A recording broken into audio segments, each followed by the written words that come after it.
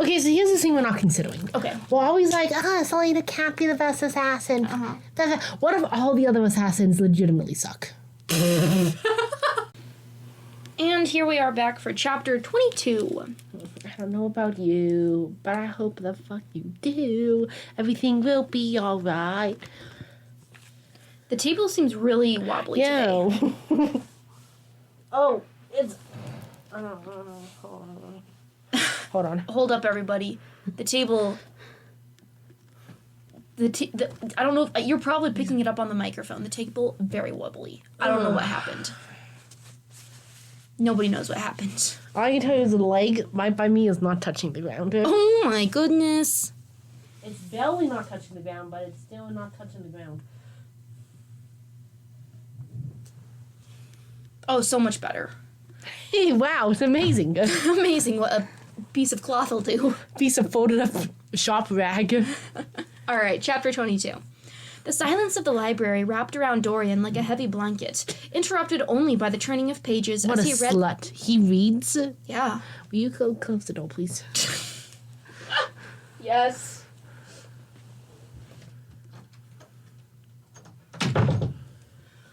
Door successfully closed, so that we may speak in peace. So I can call Dorian a slut for going to the library, you know? That's what he is, if I'm being completely honest. Oh. As he read through his family's extensive genealogical charts, records, and histories. He couldn't be the only one. If he truly did have magic, then what about Poland? Not only is he a slut, but he's a nerd too, reading the genealogy records, studying, research. Nerd. What about Holland? Holland. It had taken until now. I can't say that he's 10. Never mind. Hold your horses. Holding these horses. Holding these ponies, you mean? These ponies, these 4 little white ponies. Dragged through the streets by 4 white ponies. Taken until now to manifest, so perhaps it wouldn't reveal itself in Holland for another 9 years. Oh, so Dorian's only 19? I know for sure KO was like 22. KO is at least 20. But listen, I get that this is written for a younger audience, but I'm just that old cranky age, that ripe cranky age of 24 where I'm like, man, I just not as into young protagonists as I used to be. Yeah. Bring me William Lawrence, 30-year-old man at the youngest. Make him my protagonist. And thanks to the narrator, I always think he's in his 60s. Anyway, bring me that old man. But not like Spinning Silver, the protagonists are all pretty younger. Like, the point is, I also just don't like this book. So, of course, I'm not going to be as charitable to this book as I am to Spinning Silver, which I adore. So they're also written as, like, foolish young people, unlike Spinning Silver. Like, I've been on the brink of starving. I've been on the brink of starving. My dad has been a terrible businessman for my entire life. That ends today. That ends today. He might not be fond of his brother, but he didn't wish the boy dead, especially not the kind of you death just wish their him father bullied. You just wish him sent away. Sent away. I sent him away. You what? I sent him away! Especially not the kind of death their father would give them if he learned what dwelled in their blood. Beheading, dismembering, then burning. Complete annihilation. Man. Not nearly as bad as drawing a I know, literally. They just behead you. That's it. Yeah. That's all you have to endure. Literally. The rest of the stuff, you're not there. Yeah. You're just beheaded. It's just a spectacle. Quick, easy, painless. Yeah. One chop block, you know? Yeah. I think they should be drawn in corner. It would certainly be more exciting. And then they bring you back. We're going to kill you, hang you until you are almost dead. I would also then go, yay, more based on England? Yeah, this is definitely a white nation. I'm sure other places at least draw or quartered somebody. Surely the English... Can the English not come up with their own twisted thing to do? Well, Tia's all no. They probably picked up the various pieces from everywhere they conquered. They're like, oh, I like that. gonna put that in my hat. It's always good to have an extra feather in your hat. This is my drawing feather, my sketching feather, and my coloring feather. No wonder the Fae had fled the continents. They had been powerful and wise, but Adarlan had military might. No wonder the Fae had fled the continent. Is he just realizing that from his thoughts of how they'd be executed? The no wonder just doesn't quite. Maybe make the sense. Fae were just like, man, these people suck. They had been powerful and wise. Time to take the straight road. See ya. But Adarlan had military might and a frantic public looking for any solution to the famine and poverty that had been plaguing the kingdom for They are going to hear that. You gotta share what you're drinking at least. Oh. Tell them what you're drinking. I'm drinking hot chocolate. And Beth is drinking soup. They never had to know that. Mine was silent. Well, I forgot that we were being recorded, and I was enjoying the hot chocolate. Am I supposed to sit here and not enjoy the hot chocolate? I don't know. I say, Nick, who's going to hear this? We are 6 minutes in. 6 minutes. No one is listening by now. Oh, it's so true. So true. That plagued the kingdom for decades. It hadn't just been the armies that had made the Fae run. No, it was also the people who had lived in the uneasy truce with them, as well as the mortals gifted with magic for generations. Again, that was a rough sentence, because it starts by saying military might and frantic people looking for answers. Mm-hmm. And then the next sentence says it hadn't just been the armies. Literally, you just said that. So it hadn't just been the armies that made them flee, it was also the people who had lived in an uneasy truce with them, as well as the mortal gifted with magic. So it's the army, it's the people, uneasy truce, and the people gifted with magic. And it was just that, because it says it's the army and the people. Mm-hmm. And then it says it's the army and the people with magic. Yeah. So just another bit of just repetition, of just saying exactly what you just said. It was repetition, and then that last sentence felt very long and kind of not super clear, because it says as well as the mortals gifted, the as well as. I'm like, whoa, this is going on. As well as. Oh my! We've done this in another sentence. Mm-hmm. Yeah. How would these people react if they knew that the heir to the throne was plagued by the same powers? Dorian ran a finger through his mother's family tree. It was dotted with Havilards along the way, a close mingling of the two families for the past centuries that had given rise to numerous kings. Centuries? We love incest. We love sudden interruption to the we love incest because I paused it before before Tio was done speaking. Anyway, shout out royal incestory, a long tradition, a proud tradition. Keeping it in the family. I need to have some numbers so that I can do some calculations to see how related to themselves not Roland, but Dorian and Holland are. We need to figure out the relationship factor. They're closer than siblings. But he'd been here for 3 hours now, and none of the rotting old books held any mention of magic wielders. In fact, why do you think it would be in here? That would be obliterated if it were here. Yeah.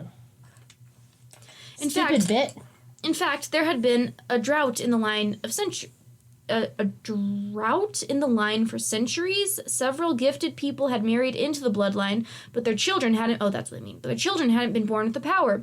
No matter the manner of gifts their parents possessed, was it coincidence or divine will? I think it's creative storytelling. Well, he doesn't know that, Beth. He's just a book character. No, I meant they're lying. Oh, okay. I was not making a jab at Maas directly, just at her dumb character. Dorian closed the book and stalked back into the stacks. They're cooking the books. They're cooking the books. Oh my god! That was pretty good. Walked back into the stacks. He reached the section along the back wall that held all the genealogical records and pulled out the oldest book he could find, one that held records dating from the founding of Adarlan itself.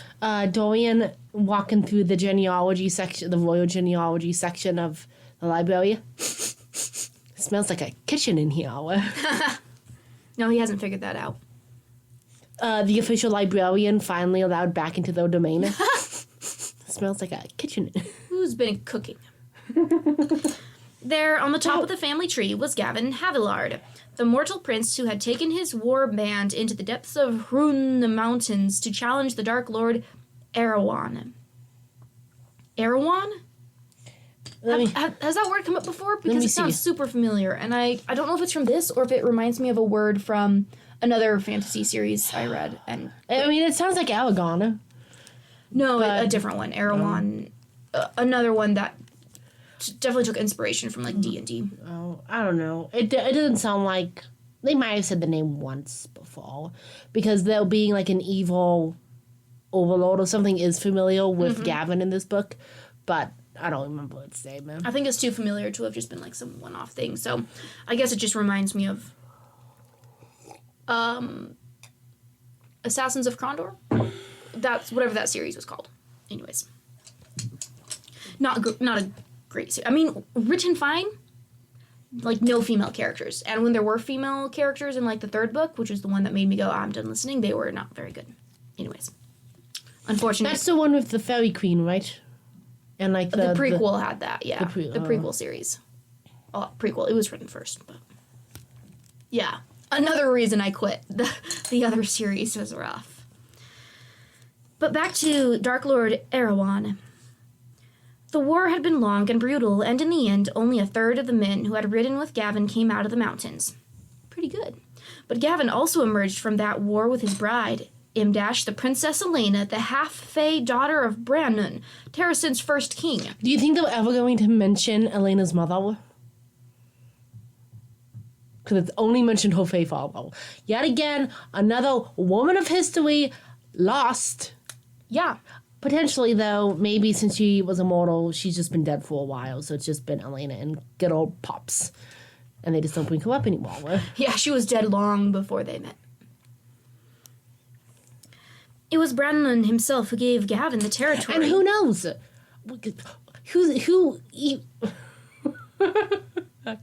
I was just gonna say, who knows? Who even knows that the human parent even gave birth to Elena? It could have been Brannon this whole time. Yeah. I've been assuming human mother. She could have a human father as well. He's a fairy. Yeah. Fairies don't... Get a grip with it. Come Literally, on. I'm slacking. You could literally do your 10-minute writing on that. I'm not going to, but... She's already picked. Listen, everyone else in book club, all pseudo strangers. So it's like I try to be upfront and sincere, but I can't be too sincere. I don't know them that well yet. We can write about sentient evil in Dovier. I can't talk about the fairy impreg quill pairing.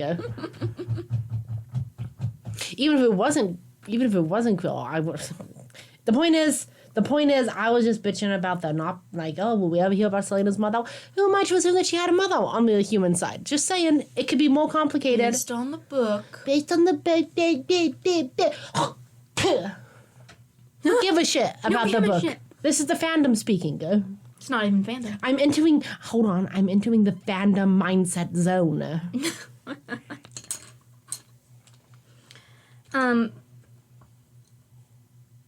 It was Brannon himself who gave Gavin the territory of Utterland as a wedding gift, Imdash, and a reward for the prince and princess's sacrifices during the war. And since then, no Fey blood had bred into their line. Dorian followed the tree down and down, just long-forgotten families whose lands were now called by different names. Dorian sighed, set down the book, and browsed through the stack. If Elena had gifted the line with her power... Because if the king has stayed in Powell, it sounds like they've stayed in Powell the whole time. I wonder what would compel them to be like, this is a new lordship, actually. Or like, we're changing the name of this land. Well, we could rearrange stuff. There could be someone who's like, you know what? You actually tried to commit treason. I'm splitting your lands in half and killing you. Oh, okay. Combining half your land with another lord or something. I'm going to combine these or something, give these two lands to a new... Okay. No, I'm fine with that now. Okay. Then perhaps answers could be found elsewhere, ellipsis. He was surprised to see the book sitting there, given how his father had destroyed the noble house 10 years ago. His father had destroyed the noble house? Yeah. But there it was, a history of the Galathinius line, starting with the Fey King Brannon himself. Dorian flipped through the pages. Oh, they're cousins. Yeah, boys!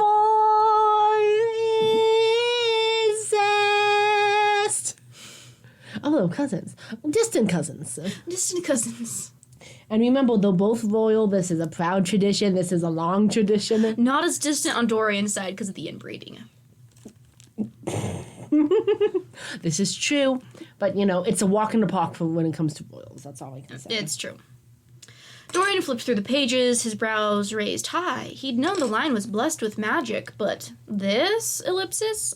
It was a powerhouse, a bloodline so mighty that other kingdoms had lived in terror of the day the lords of Terrasen would come to claim their lands.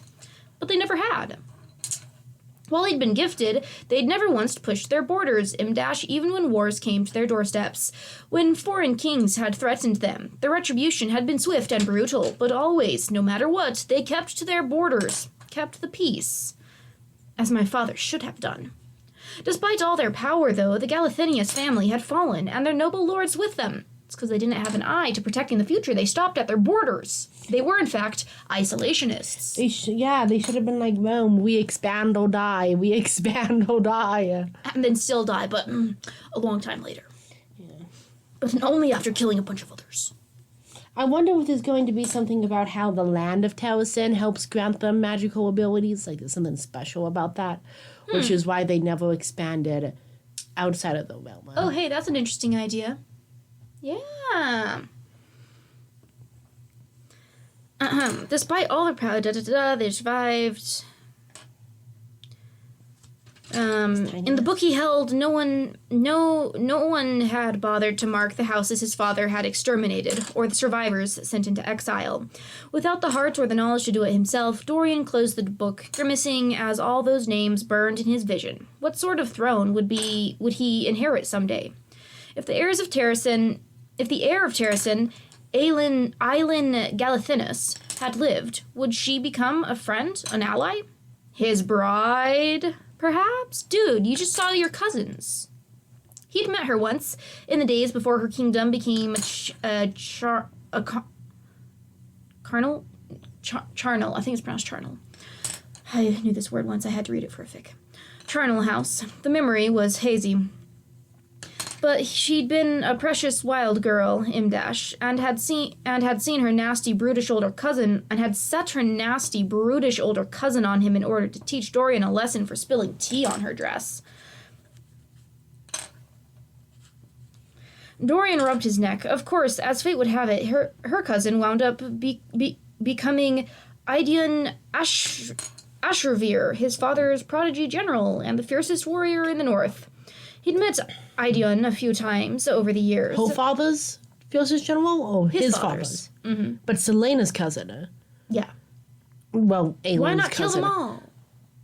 So he's connected to the royal family. Mm-hmm. But he works for the aggressor thing. Apparently. So either he was captured and they were like, hey, you can work for us or die.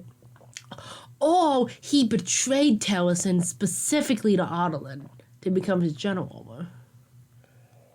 Yeah. Surprised that the king hasn't, killed him since to, help make sure there's no claim to the throne, because a cousin to the heir is definitely got claim if the heir is gone, Yeah, well, maybe he's a cousin on the wrong side. But also, I guess it could Terrasen be. might do it different. Please let Terrasen do it different.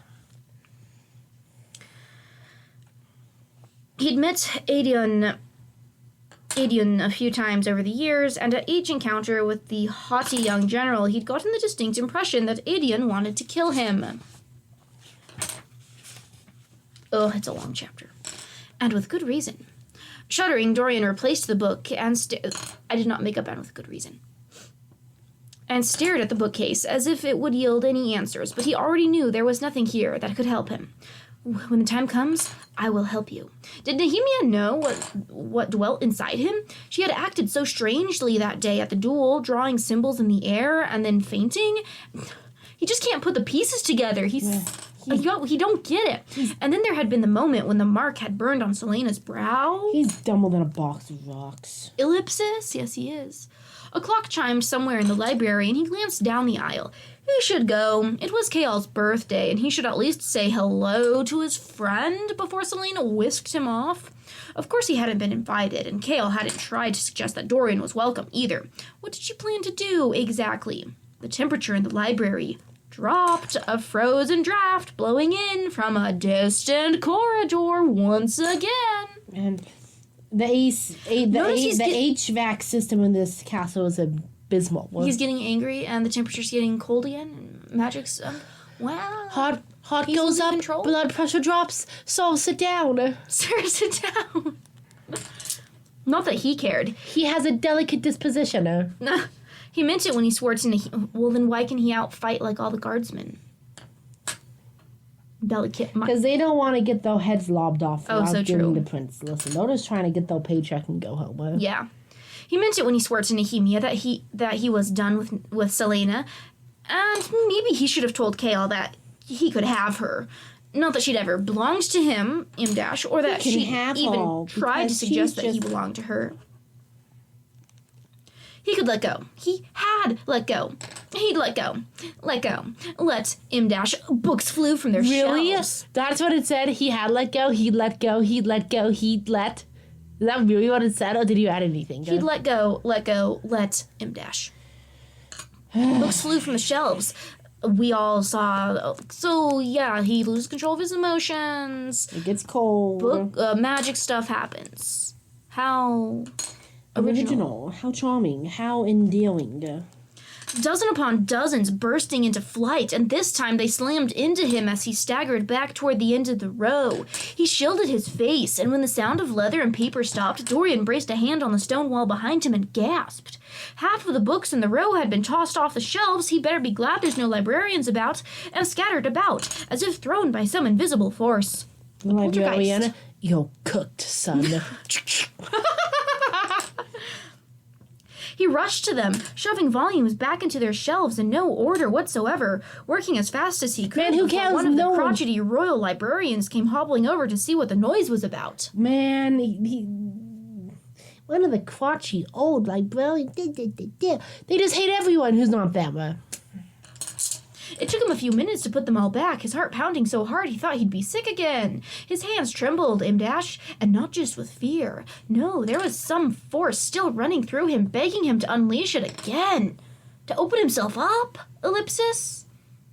Dorian crammed the last book back onto the shelf and took off at a run. He could tell no one. Trust no one.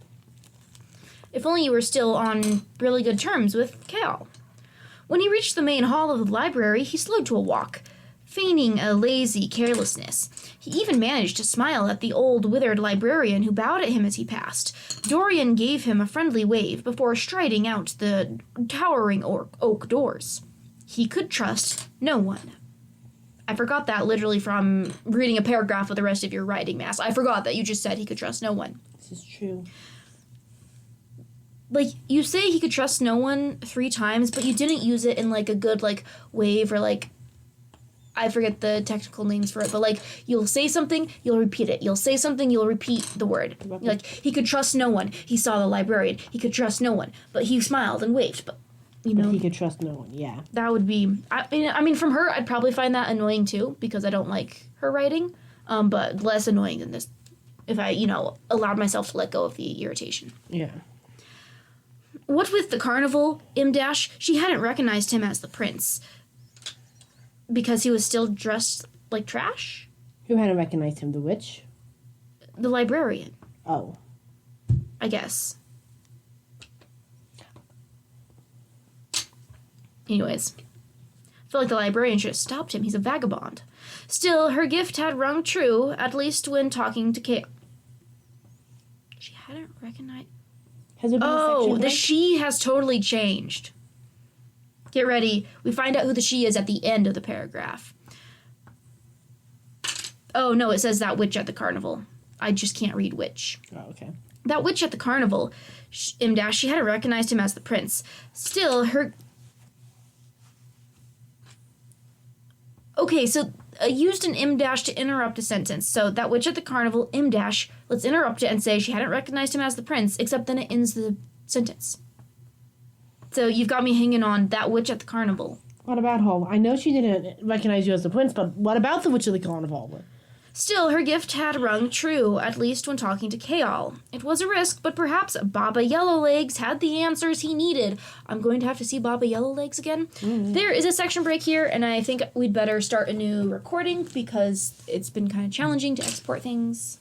So. The laptop's on a blink and a buffer. Yes. This is 25 minutes in.